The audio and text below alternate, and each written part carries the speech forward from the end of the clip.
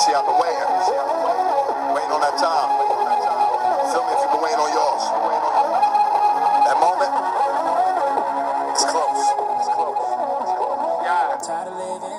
Welcome back, everybody, to the #1 sports and comedy podcast in the DMV. My name is Joe Gilpin, joined as always by the host with the boast, Mr. Jesse Rivas. How you doing this weekend, Jesse? Mixed reactions. I have very mixed reactions. Is it because we're now in a race war? Is that That's why? weird. You know what? That fucked me up. That fucked me up bad. Yeah. Let me give you this. I want to start out with this piece of advice to everybody. I think this is important advice for everybody in the podcast sphere, for everybody that's on the block right now. Because I consider these people, when they're listening to the show, it's like they're on our block.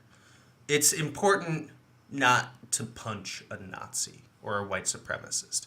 What you have to do, rather, is punch through a Nazi or a white supremacist. Because that follow-through is where the justice comes from. It's important. People really, it's not just about making a connection. You got to aim through the head. Important for everybody to remember as we come up on this second Civil War.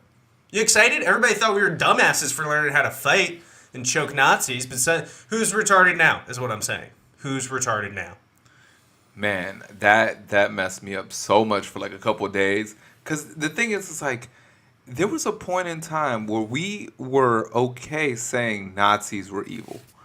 We thought we all were in agreement that it was evil, but apparently there's a huge part of the population who's like, no, we're new Nazis. Well, at least there's not like any like major boxing or mixed martial arts champions that are out here being wild problematic.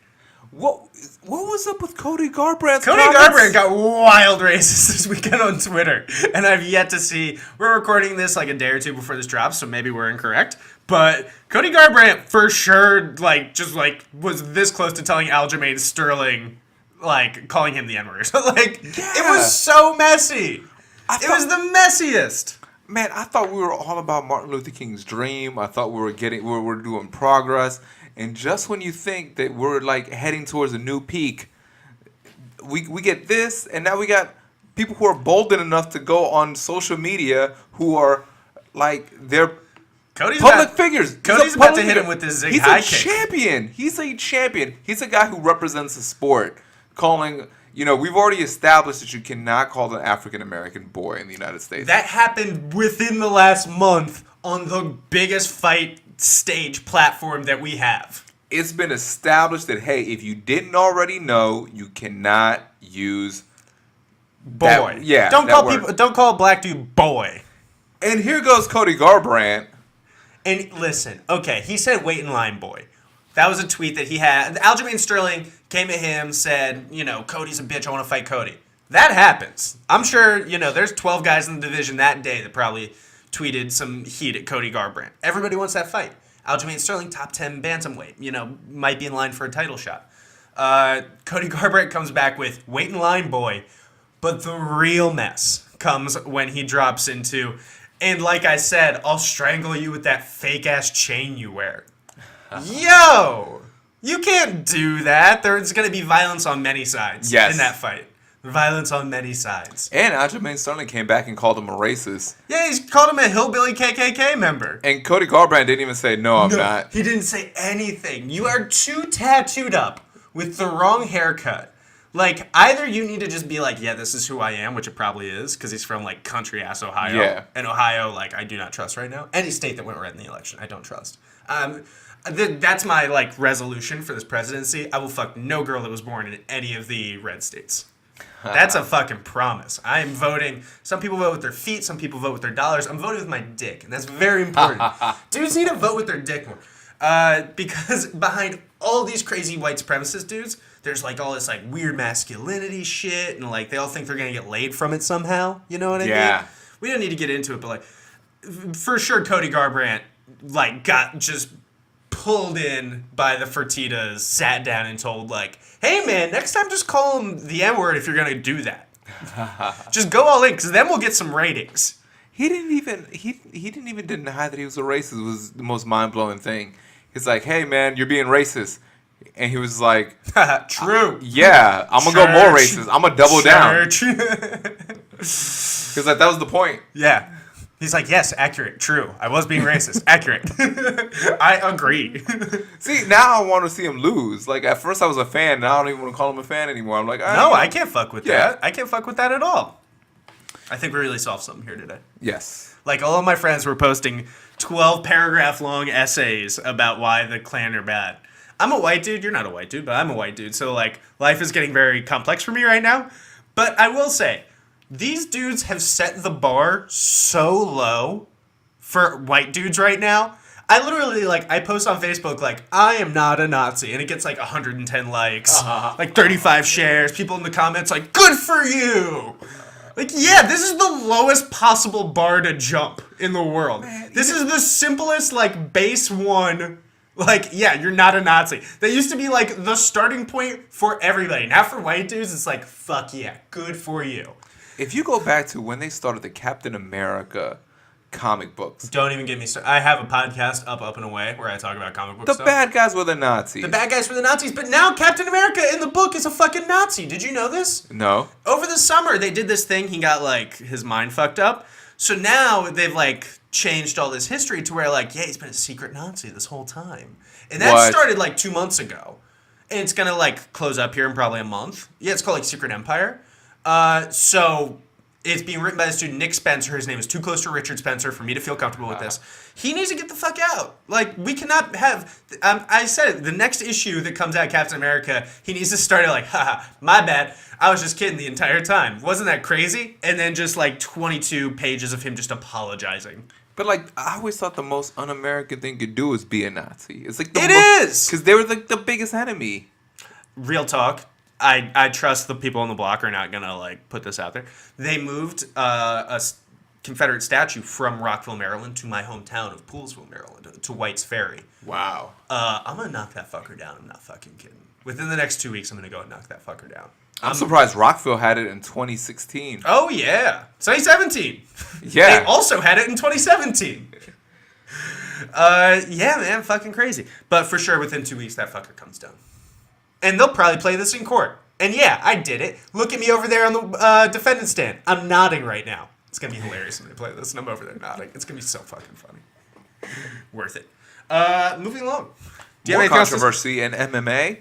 There was a fight fixing. There was a first UFC fighter who got convicted of fixing a fight. Former UFC fighter. He did get fired. I think former MMA fighter at this point. Yeah, at this point, because nobody's booking his ass.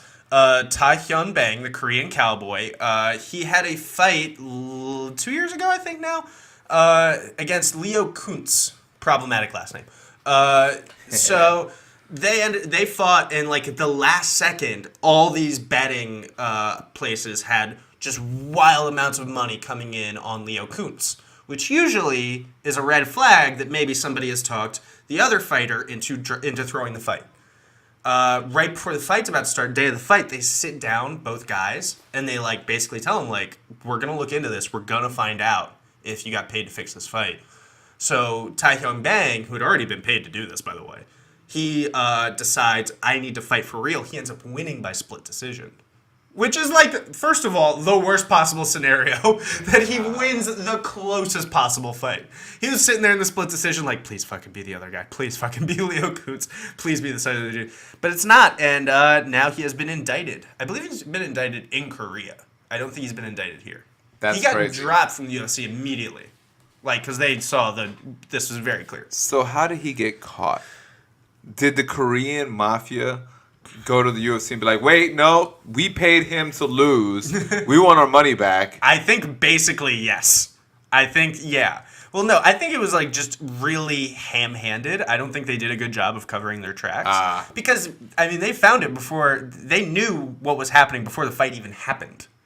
You know what I mean? And then after the fight, I'm sure people were very upset about it, so it was easy to figure it out. If you were going to stage a fight, I mean, the one, like, the Fight Pass undercard is definitely where you want to go. Oh, yeah, 100%. Like, where the guys... Easy to go. Easy. 1,000 to show, 1,000 to win. If that. How much does the Fight Pass undercard guy get paid? Oh, nothing. He gets paid to show up. He gets, they'll cover his plane ticket. That's about it. You literally make like $3,000. It's bullshit. Here's the thing. This is one like you have to compare like boxing equivalents to MMA equivalents. A boxing fight fixed? When has that happened? I'm talking about pay scale. Yeah, right. All right, so how much do you think that Andre Berto got paid to fight Freddie Hernandez? Freddie Ramirez is, of course, a friend of ours who is crippled. Shouts, Freddie. So Freddie Hernandez on HBO on an undercard that when he was a prospect. Ooh, boy. 20? $1 million. What? Guillermo Rigondeaux, who basically is like Undercard prospect, $1 million. yeah. So all right. So Guillermo Rigondeaux, right, who's in the undercards. You know, he fights sporadically. People duck him. He doesn't I need to get into boxing. $250,000 to fight against Flores. That's bullshit. You know what I'm saying? Like, Yeah, this if you look at definitely his doesn't, equivalent, yeah. if you look at his equivalent in MMA in terms of fame, that guy's not getting paid that much. It's true. It's fucking true. And I mean, I know we're looking at like the Even top- famous fighters Yeah. like base 250, like I don't even know if like Cormier made that to fight John Jones. You know what I mean? It's really messy. MMA fighters, the amount they don't get paid, and I actually wanted to bring this up when we talked about the Cody Garbrandt thing because I wanted to call Dana White a racist too. I don't think it's racially motivated, but I do think Dana White is just like not paying the fighters. Yes. Not paying the fighters at all. John Jones made $500,000, no win bonus for his last fight. He made $500,000. That was his base pay. So he made twice as much as Rigondeaux versus Flores. Yes. And He made half as much as Berto versus Freddie Hernandez on HBO. On not HBO even pay-per-view. undercard. Yeah. That's insanity. That's insane. And so did Tyron Woodley. Tyron Woodley and John Jones, the UFC champions, the guys who walked into the cage holding the belt, they made combined what Andre Berto made as a prospect. The fact that this money never seems to trickle down to the fighters, even when they get bought by Globo Corporation, anonymous white people who make all the decisions in the world, even when they get bought by like the biggest, most powerful thing, they still are making no money. Yes. And they can't even make sponsorship money. It's total bullshit. I think that's the messed up part, because if you're not going to pay them, why restrict their ability to make money? Because they want slaves. Yeah. I'm so fucking... The only person who's broken away from that has been Conor McGregor. Yeah. Who, speaking of breaking, broke a fucking ass whooping off on Paulie Malignaggi, according to 3 seconds of sparring footage that we saw this week. Do you want to get into that? Yes. Deeply. So last week we were talking about, we saw a photo, and, Paulie was down, but Paulie said he pushed me down. It was a push. I was beating the holy fuck out of him in sparring, and I was a little off balance. Conor pushed me down, and that's where the photo came from. That is not true. That is one of those things. That's like saying Black Lives Matter is a terrorist organization. God damn, I cannot break away from the fucking stuff today. Yo, it's so crazy. It's so in the everywhere. news. It's so everywhere. It's ridiculous to me. It's ridiculous, and there's not that much fighting stuff to talk about this week. Yeah. But for sure, Conor knocked down Paulie. Can we say that from the footage? That was a knockdown. From my perspective, I've seen a lot of people defend it the other way. Because... How do you judge it? If you say the final knockdown. punch... That's a knockdown. Yeah, that's a knockdown. If that happens in a boxing match, that's a knockdown. You get a standing 8 count. You get an 8 count. Yeah, 8 points. Yeah. 8 out of 10. Yeah, no, I consider it a knockdown. Paulie Malignaggi's been on every social media and everything blowing up about, you can see it's a push. I can see his argument about it being a push, and the final punch really didn't set him down. But at the end of the day, if a punch lands right before you go down, that counts as a knockdown. It does count as a knockdown. I also don't think, if he was pushed down by that hand, he was so wildly off balance. And that's not who Paulie is. Paulie is a very positional fighter. Sometimes. He gets crazy. But in that spot, in that situation, it didn't look like he was getting crazy to me, and it definitely didn't look like he was piecing up Conor. I don't think it's fair to say from that 3 seconds of sparring. And should they release the whole thing? Yes, absolutely. Are we biased because we can't see all of it? Yes, absolutely. From that 5 seconds that we saw, does that prove that Paulie was lying to us? Yeah, it does. Yeah, it does. That's not what he said was happening. Now he talked about it like he got fucking Hadouken across the ring. That is not what happened. There was another knockdown reported in this mega fight. Oh, real quick on that. Before that, Paulie versus Conor is starting to get heat now. I want to see it. Right? We talked about it a little bit last week. That's a good fight, too. That's That's a $40 million fight. Oh yeah. Oh yeah. That's a big. You can get a lot of money for that fight. Yeah. For Conor versus Paulie. I mean, Conor can make $40 million on that. Yeah. I'm not saying the total No, fight. yeah, would I'm be just 40. saying the total. That's going to bring in a lot. That's of going to make commerce. more money than Conor versus Nate Diaz. Alvarez. Yeah. Easily. The winner of Tony I don't Ferguson. know about Diaz 2. That Diaz 2 fight was pretty big. That was a lot of it. It was. They He only didn't made get 13 million. They didn't get paid like they should have, but in terms of like heat around that fight, that was a huge fight. It was a mega fight. Tony Robbins was doing seminars where he used as an example the rematch between Nate Diaz. Really? What was he saying about it? I didn't hear this. He calls it the greatest fight of all time, and he said there's a lot of lessons that could be learned, and he kind of goes through what Conor went through after his first UFC loss, and then coming back and winning by such a small, thin margin. I'm with it. That was a close fight. That was a super close fight. Yeah, it was. It was a 3-2 fight. Yeah. Yeah, it was. I thought it was 3 dominant rounds and 2 solid rounds for Nate. Yeah. You know what I mean? But he definitely, like, in terms of like pride scoring, I thought Conor had it by a wide margin. I mean, he knocked him down like rewatch it, but he knocked him down like 4 fight. times. He knocked him down Yeah. a lot. Let's not forget that. Then he has this whole theory of, hey, no, I went down on purpose to lure him into my guard. You see, the only reason I was shitting my pants was to lure you into a false sense of security. Really, I was in control the entire time. Those weren't tears. I was sweating to warm up. You know how they... You fucking liars. My coach was giving me some instruction of the way you combat a bear, which is you play dead for a while. So I was just playing dead To for the practice first for when you will be dead. Getting a head start on it. Very smart. So there was another knockdown. There was also a report on this big mega fight that will take place next week, August 26th, which was on the other side of this bill. Floyd Mayweather Oh, who did Floyd knock down in reportedly training? got knocked down by Zab Super Judah. Fucking crazy. First of all, I was surprised to even hear he was training with Zab Judah considering their former opponents. Well, one thing about Zab Judah is his father was a former kickboxer. His father comes from the kickboxing world. So kind of like Andre Berto's father came from the MMA world, and he ended up branching into boxing. He used Zab to try to imitate that style because his original base was kickboxing before moving into boxing. Interesting. So apparently he's really good at imitating Conor McGregor's movements. And from the reports that I've heard... Did Roger Mayweather try to fucking fight Zab Judah again, do you think? Do you remember when that shit popped up? Yes. When Zab was just like, super low blow. And Roger just stepped in like, shirt off uncle at the barbecue. Like, what are we going to do about it? And then Zab's dad walked in and pieced him up. Yeah, right. That was a fucking beautiful moment. Do you know I was the biggest Zab Judah fan at one point? And I was actually rooting for Zab over Floyd. I And fucks with it.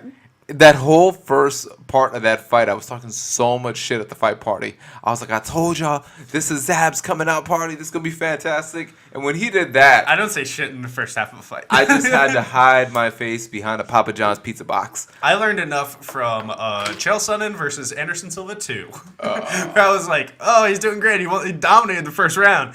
And got completely beat up in the second round and stopped with an illegal knee. I still contend. Every But single anyway. fight fan on the planet remembers when they stopped putting emotion into fights. Yeah, right. The moment you just got broken. It's like a hooker with sex. Yes. Eventually, you're just not feeling anything anymore. It's really bad. But yeah, Zab Judah reportedly knocked down Floyd Mayweather in training. And there has been reports before this that Floyd is having trouble getting up for the fight. Yes. That he's having trouble really getting, every bit of the Floyd Mayweather hard work, dedication, mindset I together. saw his training this morning. He posted a Facebook story, Instagram story about his progress. Mm-hmm. It didn't look like the old Floyd Mayweather. Really? Yeah. Conspiracy theory time. Is there any way that this is them putting out smoke about Floyd being down and Conor being up to try to draw more interest in the fight? I've said this since the beginning of the promotion. That's what you will have to do to build this fight. I don't know I don't think I believe that Zab Judah knocked down Floyd Mayweather. I don't know if I believe it. It kind of reminds me of what Brendan Schaub said about when he was doing the Conor versus Floyd press conferences. That when you see it, you say, okay, well, Conor looks like $1 million. Floyd looks like he's not really there. Then you talk to Floyd afterwards, and it's like, oh, it's just business. Yeah. Like, that's what he needs to do to sell the fight. And he's right. He needs to make us think that Conor has a chance. Yeah, he needs to let Conor be Conor, and he needs to make himself kind of look like, does he still got it? Is he okay? And I feel like there's a lot of fans that don't understand or appreciate that dance that goes on about building the most interest in a fight for casual fans. There's a lot of fight fans that will hear all of this and just be like, well, why doesn't Floyd just be the lion all the time? Because nobody goes by the lion cage after a while. Yes. How about that? Because nobody's going to fucking pay to see the lion if it just kills everything. You need to, we want to see a fight here. We want to see a battle. We want to believe that it is possible for Conor to win. I want to tune in thinking that this ending really isn't as sure as some people may say it is. Man, the workout that I saw was the laziest Floyd Mayweather workout I've ever seen. He was doing the laziest looking sit-ups. He was doing the slowest punches on the bag. He's just doing Pilates like shit. Yeah. He's just doing DDP yoga. And release with dynamic resistance. To be fair, it was at 4:45 in the morning. Yeah. But that's not the Floyd that I used to see on the 24/7s getting ready for, like, Victor Ortiz. Yeah. No, this was, and part But of it could be a smoke show. Could we have 100% be like, look, guys, I don't have it. This is why I'm actually posting this on social media. It's like photos of him like with a Big Mac in his mouth and shit. Like that's all his Instagram is. It's like he's like paying somebody to Photoshop him like a little out of shape. Not like big crazy like Ben Stiller at the end of Dodgeball fat, but like a little fat. Have you seen it, the All Access? No, Conor not versus yet. Floyd? Okay, so the way they're promoting it is... I'll watch it this weekend. They show Conor McGregor working out, living life, looking like a young stallion, getting ready to take on the world. Problematic to call him a stallion, but yeah. Then you have Floyd Mayweather, and he's taking his daughter on shopping Oh, I thought spree. you said they showed Floyd as a young stallion. No, they show Conor. Oh, okay. Then they show Floyd Mayweather, going on a shopping spree, riding bikes with his daughter, just not really working out and just being like, yeah, I'm not really starting camp yet. I'm going to start camp in like maybe 2 weeks. But it's like... You're like 6 weeks out from the fight. Yeah, you're 6 weeks out from the fight. Yeah. You might want to dial in a little bit. He's like, yeah, when you've done this as long as I've done it, you kind of got the formula down. I'm all good. So I think that's part of the promotion is Floyd's not motivated. Floyd is old.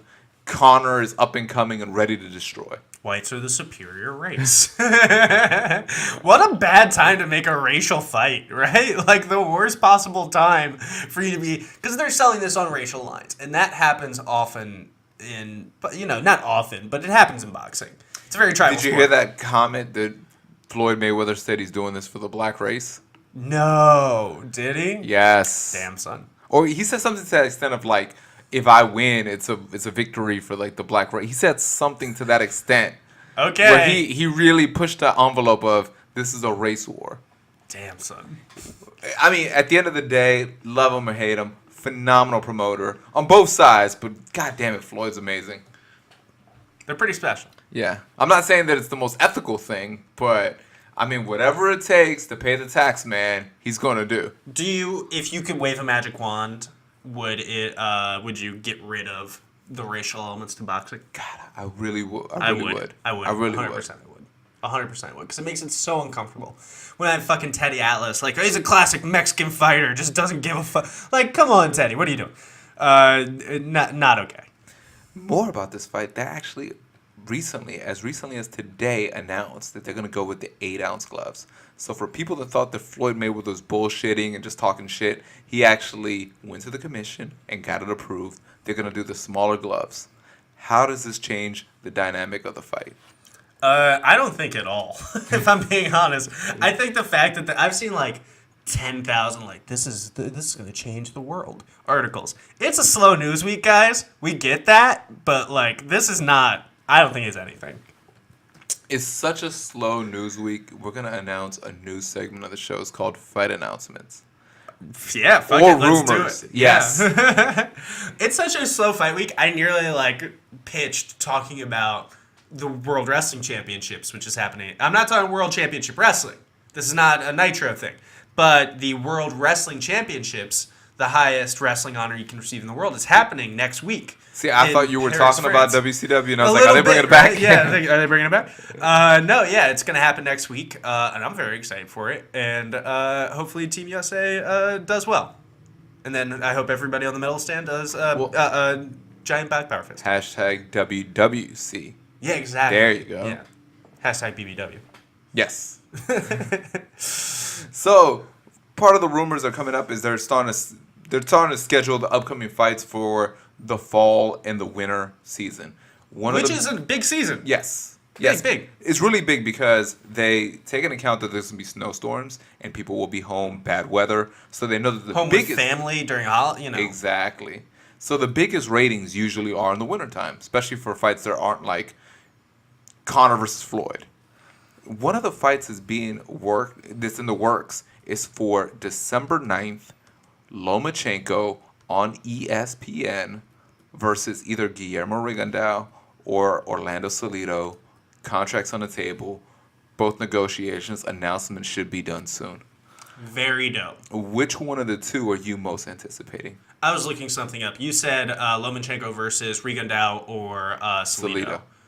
Both are great fights, right? No problem with either of those fights. I want to see Rigondeaux versus Lomachenko as much as I want to see almost any fight in boxing right Yes. Even Floyd Mayweather said that the two biggest fights right now in boxing that he like to see is Rigondeaux Lomachenko and Errol Spence versus Crawford. And I think any diehard boxing fan feels the exact same way. Sure, I mean, I would pair that with Triple G Canelo, but yeah. Well, he was hating on that fight. Did you see his comments about like, oh yeah, they're Fuck boring? out of here. Fuck out of here. It's one of the greatest counter fighters of the last however many years. How far do you want to go back? He's one of the greatest. Yes. In Canelo, and one of the greatest offensive fighters we've seen in quite some time too in Triple G. I think it's gonna be a fantastic. It's gonna be a fantastic fight. Fuck out of here if it's not. So 8 months ago, we were all sitting around like, man, if they could just sign that fight, the fucking fight gets signed, and everybody's like, oh, okay, I guess they're doing that one too.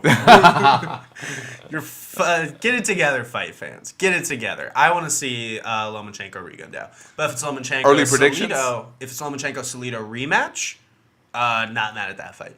I think I would favor Lomachenko. I favor Lomachenko on both those fights. He's a little bigger, and all things being equal, the bigger man. There's a reason we have weight classes. Bigger man's going to win.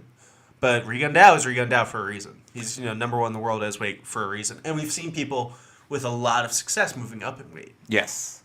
People are really starting to figure out that the weight class system isn't as restrictive as it's necessarily been in the past, which is dope. That's the fucking best for boxing.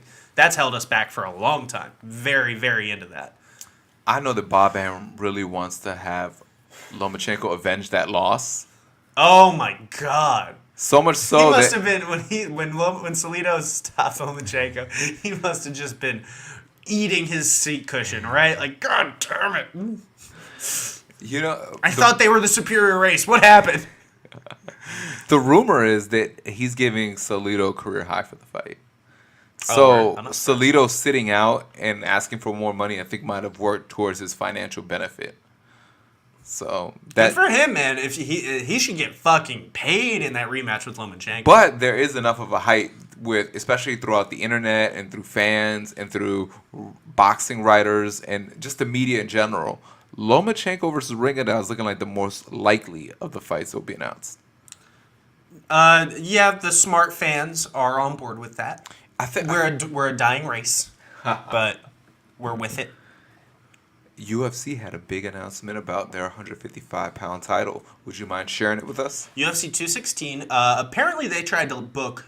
The word is they tried to book like every champion for this show. Every available champion was contacted about 216, but nobody was able to make it work. So every pay-per-view pretty much has to have either like a huge fight or a title fight to main event. And what they're going to go with, interim lightweight title, Tony Ferguson is going to be fighting Kevin Lee. He will not be fighting Khabib. Khabib is out of the title picture for right now, which means he's probably not going to fight for a title this year. Any reason why? I mean, you have to assume it's them looking down on his bad weight cut. I mean, they signed him to fight for a title, and he fucked up the weight at UFC 209. and he lost before the scale. Why would they trust him into that position again? I agree. He should have to win another fight. I think he should cut weight and fight for the 145-pound title. Did you just get did you have a small mini stroke? Did you get hit? Go to 145. Who's winning there? Amanda Holloway. Nunes. I think him and Amanda Nunes would be a fantastic fight. If people have a problem with a male fighting a female, it's okay. They're both going to pull out. Neither person's going to make it to the cage. It's just going to be scheduled for the posters. There's no way Khabib has any kids with a pull-out game like his. There's no way. There's no possible way. I mean, he has too much tiramisu. Yeah, I can't even hear the word tiramisu without thinking of Khabib. Apparently, he eats it all the time. And, he's an amazing fighter. But he had his opportunity at being the champion. Because, let's be honest. If this boxing thing goes well for Conor, we may never see him in the UFC again. Yes. Or maybe 1 or 2 fights. So that big fight is at a premium right now. Whoever holds that interim belt, that is your golden ticket to a fight with Conor McGregor, a household name. Yes. So you need to hold that fucking belt. You fucked up at the scale, my guy. It doesn't matter how good you are. It doesn't matter how big of a star you are. Conor comes back, he fights that interim champion. It's funny. I was hanging out. Or regular champion if they get bumped up in the meantime. It's funny, I was hanging out with my nephews, and I had a donut before we wanted to go eat. And they was like, oh, so I guess you're eating Russian style. And then they can make Khabib jokes. That's how big Khabib's video of him in the hype up, eating dessert, and then not making weight is. Children are making comments about it. Yeah, it's really still, bad. It's still like MMA nerds always make comments about it. Let's, by the way, shout to Kevin Lee, 5-fight win streak. We lost faith in him at one point, big time. He lost. We were so bandwagon. We were so into him, and then he caught one errant punch from Leo Santos, I think it was, and who was a ground fighter. He wasn't even a good striker. I don't even know if Leo Santos is in the UFC anymore, to tell you the truth. I think he might have been cut.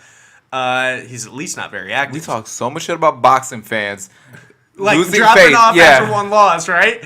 But that's at the highest level. If you lose on the way up, it is a problem. But then he just reeled off this 5-fight win streak. He was knocking out everybody, looking amazing every time. But every time we would just be like, he's probably gonna get knocked out again. We never once, until the last fight where he tapped out Chiesa, Chiesa's bitch ass, who I'm calling out every chance I get. We have not believed in him. But now he's in a fight with Tony Ferguson. He's a punch away from being the UFC champion. Okay, early predictions. Who do you got in that fight? Gotta go with Ferguson, right? Ferguson's just been murking so many high-level dudes. Ooh, I'm not sure on this fight. Really? I think it's a 50-50 fight. Are you gonna go too far the other way now? Maybe. Kevin Lee is fucking unbeatable. Kevin Lee would beat Fedor. He would beat Floyd in boxing. That's how we first introduced him in this podcast. We really kind of did it. We built him up so big just for him I to think lose. we said he was our lock of the weekend. Yes. And then he got knocked out. I remember, he was the easiest parlay pick of all time. It's okay, take 2 maybes and then parlay with Kevin Lee. We both lost so much money that night. I know I did. Yeah. I know I did. I lost a 4-fight parlay on just him. Speaking of another guy who makes people lose money all the time on their parlays, Joseph Indongo, who has won 2 titles, 240-pound titles, from being an underdog, going to the other person's country and knocking them out. He beat Ricky Burns, and he beat some badass Russian whose name I can't pronounce. But he will be an underdog one more time. This time he'll come to America to fight our champion, Terence Crawford, another 2-belt champion at 140. The winner of this fight will be the first undisputed boxing champion of our generation. When did they give the fight to Joseph Crawford? I thought they gave it to Julius Crawford. Julius Crawford? Yeah, isn't his name Julius? Or not Julius Crawford, Julius Indongo. What I call him? You said Joseph Indongo. I was like, does he have a brother? Is this a Jamal Charlo situation that I was not aware of? Yeah, but no, this is an incredible... Julius Indongo. Julius Indongo, there you go. I was like, Joseph Indongo, have I just been mad racist this whole time and not getting this right? Do I have to say all lives matter now? Yeah, super excited for this fight. I've said it before, I think I've said it the last 6 episodes. Terence Crawford is the best boxer in the world under 150 pounds. Yes. And he really is. Julius Indongo is undefeated, looks amazing. I don't know if he has enough, but he has... he railed off on Ricky Burns. I thought he beat the shit out of Ricky Yes. Troyanovsky, he knocked the fuck out of. He's looked really. I mean, he's just looked on that A class all year and all career, basically. Yes. But he is running into the most underappreciated boxing champion in the world. True. Which brings me to an interesting point. How many people do you think will be in the arena that night? 7. Am I counting the guys in the ring? 9. It's interesting how they're How many promoting corners this licenses did they give out? They've literally put the biggest stars on the planet on the undercard. And not necessarily in the United States, because you got Dylan White on there making his U.S. debut. You got Vazik on there from the Ukraine. They got a lot of guys who are bigger in other countries. Trying to bring in the international market. Trying to bring in the international market. I guess what they're trying to do is, like, you know, with the way WWE used to promote, you know, by using, like, Roddy Piper would represent Scotland. And then you had Bret Hart representing. It's almost like it's a racial thing at some point. Yeah, it's like an ethnic. Like we talked about earlier, yeah. It gets Now, to keep the cost down, they have all these fighters fighting squash matches. These are going to be first-round KOs. This is going to be easy dominations. They're not fighting anyone tough, so you can get them for cheap because it's like, hey, do you want to beat some dude up that you're easily going to beat? We'll pay you a couple grand. Are you down for that? It might help promote your brand a bit. That's kind of what they're doing, and I think they're doing that in an attempt to bring more people in the arena to see Terence Crawford fight. This is going to be a historic fight. I wish it wasn't happening in Lincoln, Nebraska, for example. I think that might be a mistake. Isn't that like a weird, like, it's happening in fucking Lincoln, Nebraska, and this is like one of the biggest fights of the last 10 years. Yes. It's weird. It's fucked up. I think, wasn't there a time, it's not the first time in our lifetime, though. Wasn't, Bernard Hopkins was a unified champion, wasn't he? No, it was Jermaine Taylor. Jermaine Taylor. Off of Bernard Hopkins. Yes. Yeah, his last one was off of Bernard Hopkins. He had one belt. Bernard Hopkins had all the belts except that one Jermaine Taylor had, and he ended up beating him and just... Yeah, so it's been like 12 years. But, like I said, it's from our era because that was before the WBO was recognized as a world title. That was back when you just needed the WBA, the WBC, and the IBF. Muhammad Ali lived in an era where they didn't even have the IBF. They just had the WBC and the WBA. He won a belt and it was like, wow, he must be really good. Yeah, you can like kind of pick up a bullshit belt. You know what? They're really pushing... Wait, what do you mean I'm the IBF champion? They're really pushing the IBO title. They're really pushing What do you mean I'm the ring champion? When did that happen? Really? When I beat Vic Postal? Really? The IBO title is a title that it's kind of being recognized in Europe, and they're really pushing it to make it a 5th world title, which there's a lot of pushback in Latin America and in the U.S. to make a 5th world title because the complaint is we already have too many. Well, guess what? That title's on the line. So if you really want to be technical and you want to look back 10 years later and we accidentally have 5 belts, all 5 of those belts are on the line this weekend. Terence Crawford is from Nebraska. I'm sorry I'm still stuck on the Nebraska thing, but he's from Nebraska, right? He's got to be. Because I remember he fought in Omaha. Yes, yeah. Like a couple, like his fight against like Vic Postal or like Molina or somebody. Maybe it was Felix Diaz. Like one of them was in Omaha for no reason. No, yeah. He's from Omaha, Nebraska. Okay. Do you think, what's his name, Moneybags McGee, his like best friend forever, Warren Buffett. Warren Buffett. Yeah, Moneybags McGee. I said it. I'm sorry. That's my dialect. That's my tongue coming out. Do you think Warren Buffett will be there in the corner, telling him jacking off? Yeah, jacking off. It's a little uncomfortable, right? It's a little like Leonardo DiCaprio in fucking Django Unchained. He's just in the corner like, use your weight, boy. Use your weight. Yes, he's a fine one. It's a specimen, I say. It's a little uncomfortable. Like a super rich white dude hanging out with like a beat 'em up black dude. It's very Ted DiBiase Virgil. It is very Ted DiBiase Virgil. They should go as that for Halloween. It would be hilarious, right? You know what's funny? I was watching WWE one time when I was in college with my friend, some old school WWE $1 Million Man, Ted DiBiase. It was a skit going on, and I went to Howard University, and one of my friends walked in and he was like, Virgil was kind of embarrassing. Oh, he was usually embarrassing. He was a slave. He was like, yes, sir, Master DiBiase. Like, it was so problematic. And he would always like clean stuff around him or make sure he was fine and do kind of demoralize It felt him. like he was in blackface, even though he was not. It was a little weird. No, it was very like, you could never do that now. With no, like... I think when they finally faced, I think Virgil finally beat Ted DiBiase, but it was, like, for sure not okay to do that for, like, 6 years. Like, they did. Yeah. They did it for, like, a week, and then you, like, come back at it. Cool, but, like, you gotta... Something else, by the way, that's been pissing me off. Can people stop playing devil's advocate? You know what I mean? I feel like I'm tired of people being like, well, but here's a bad argument that you also have to work your way through because it's dumb. You know what? Do you have friends like that? Like, you'll post something and they'll be like, I agree with you, but what about this? It's like, if you agree with me, shut the fuck up and like the fucking post. Get the fuck out of my mentions. There used to be so many more smart people on the internet. Yes. I truly believe that. There was a point in time where only the smart people were in the internet.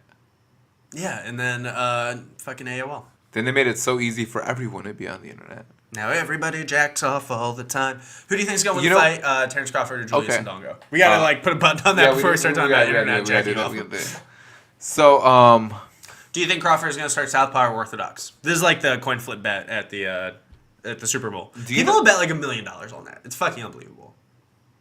Have you heard that? No. People will bet like huge amounts of money on the Super Bowl. Like, is the coin flip going to be heads or tails at the beginning? Oh yeah, I knew that. I see that on sports betting all the time. You just give me your money. If you're gonna do that, just give me your money. It's a 50-50 shot. And pretend you lost. I'm very curious to see what the path of these two fighters go from this point. This is one of those things where it will really define each fighter, and Terence Crawford's gonna win. It's one of those fights where, I mean, it's already kind of announced what both fighters are going to do. Julius Indongo is going to stay at 140 and defend it as the undisputed champion. He'll be bombarded by a bunch of mandatories from each one of the sanctioning bodies. Terence Crawford has made it very clear that he's going to move up and he's going to fight against the very best of the welterweight division. Here's an interesting tidbit. Because when you have a title in a weight class and you move up, you automatically become the number one contender. So, I mean, think about who has the belt at 147. So he could fight Sean Porter. He could fight Errol Spence. That's a fucking fight. Exactly. Jeff Horn on ESPN. Can you imagine what would happen if those two got in the ring? Yeah, I can imagine it. I can imagine that Terence Crawford just beating the loving shit out of Jeff Horn. And now the fight that I think most people kind of want to see, Keith Thurman returning to fight against Terence Crawford. That's a fantastic fight. All those are amazing fights. Keith Thurman does not get the respect.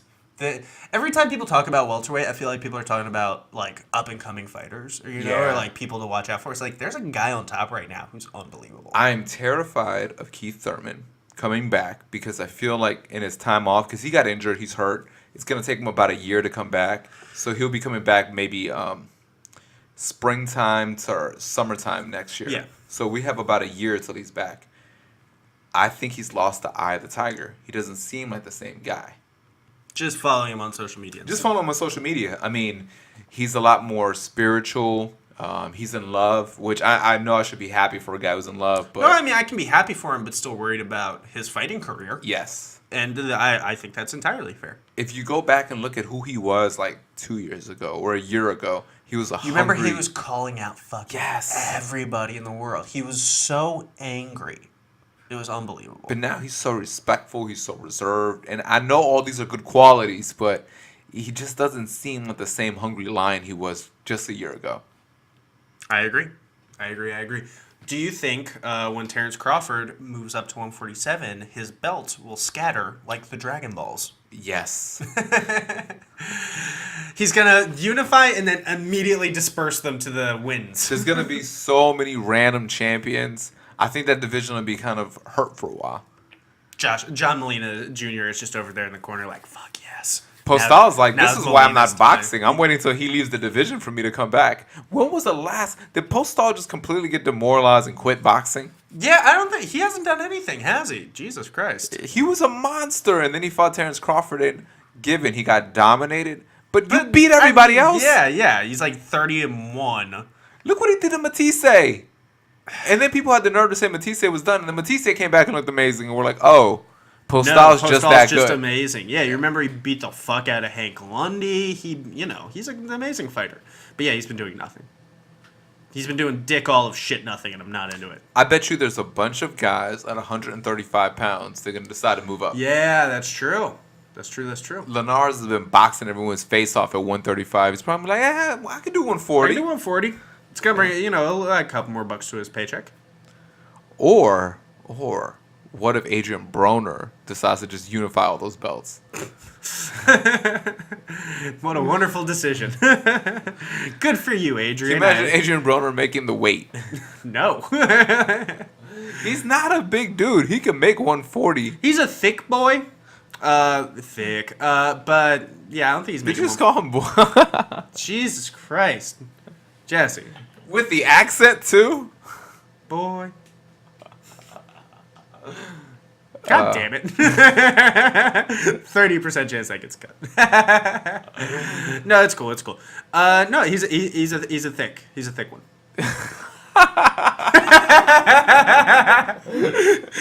God damn it, we're gonna get picketed. It's so hard to change speech. It's crazy. You know how you were talking about like your grandfather? You had to change like his speech as time changed. No, he never changed his speech. He just said problematic stuff forever.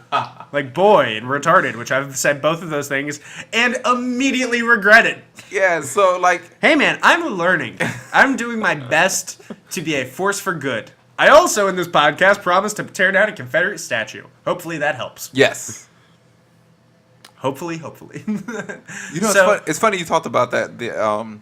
So we both got Crawford in this fight. Yeah, absolutely. I don't think there's anybody under 150 pounds. I'm picking Terence Crawford. I'm sorry if that makes my fight picks boring. But I agree with you, but let's play devil's advocate. Go fucking turn around and jump out the window. I swear to God. What if Julius Indongo, being the first fighter bigger than Terence Crawford, being a very skilled boxer, he's very skilled. Very awkward, very unorthodox. There is a chance he can win this fight. If he wins, who would you like to see him fight next? Ooh, boy. Gonna keep him at 140. I'm not gonna have him move up. I don't think a guy like Linares is gonna move up because Indongo still won't be a big name. Maybe a Victor Postal. Yeah. Matisse is around. I don't know. Postal's a big dude, so I'll see it. I don't think a Mikey Garcia could fight somebody as big as Indongo. Mikey Garcia is a good pick. So I think that would kind of like keep Mikey Garcia at 135. Yeah, I agree. And I don't think there's anybody at 147 that would be clamoring to move down. But I will say this, if Crawford wins, maybe Mikey could be the next big guy at 140. Yeah, once he moves up, Mikey Garcia moves up to 140 as well and kind of takes the Terence Crawford position. Yeah. I mean, he just beat the fuck out of everybody. So, very possible. Adrian Broner. Yeah. I mean, he's beating the fuck out of everybody. Who is he not beating the fuck out of? You made an interesting point about how... Thank you. I did. Yes. Earlier, and I'm bringing it back, about how the smartest people used to be on the internet, now every idiot's on the internet. Do you remember there was a time when the smartest, like, everyone who watched MMA was a smart fan? And now everybody knew their shit. Yes. Everybody knew roughly, like, everybody was a smart fan. Like 10 years ago, you can go to any bar where they're showing MMA, and there was not one person there who didn't know their shit about MMA. And they knew Pride, they knew, the underground stuff, they could talk, they'd heard of King of the Cage, usually. It was crazy. And they knew their old stuff, their hoists, their chemos.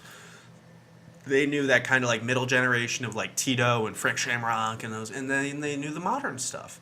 That is not the case anymore. No. I feel very comfortable in saying. And it was sometime right around like 2010, 2011. I think right around the time it got on Fox, honestly. And it started getting a lot more ESPN coverage. Where I have all these bro opinions popping off. I have to wade through so much bro science. And it waters down and it pulls down the level of even the most studious opinions. I feel like it waters down everybody's opinion. Because I can't get smart, reasoned dialogue and discussion like I used to about MMA. And see, to me, I think that's fine if you're a dude at a bar. I think it's fine if that's not your job. But I sometimes see these clips from ESPN and Fox that come from Stephen A. Smith and Skip Bayless where... Oh, they just don't know shit. They just don't know anything. How do they get ratings if they give such terrible opinions, do they do this with every sport, or do they just do it with? I think they do that for a lot of sports. I think terrible. this is not an MMA only problem. I don't really watch major sports. I don't watch football. The games are just too long, and the league is incredibly racist. I don't watch baseball because it's boring as fuck. I don't watch basketball, even though sometimes I'll tune in. Basketball is the funnest of the major sports. Hockey's too boring. Hockey fights, by the way, hot take, are the fucking worst. Yes. Can you imagine punching someone hard on ice skates?